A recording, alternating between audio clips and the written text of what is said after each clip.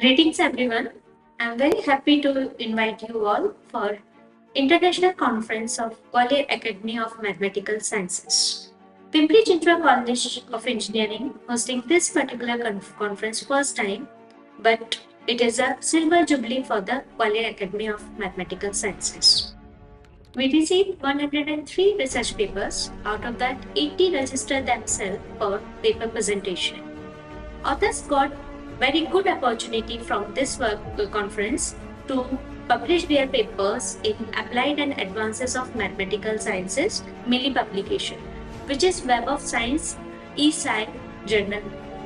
The objective of this conference to bring all the mathematicians from all over the world at one platform where they can discuss and brainstorm about the advancement in the mathematics. Being General Chair of ICGAMS-2K22, I, Dr. Leena Sharma, invite you all to be a part of the conference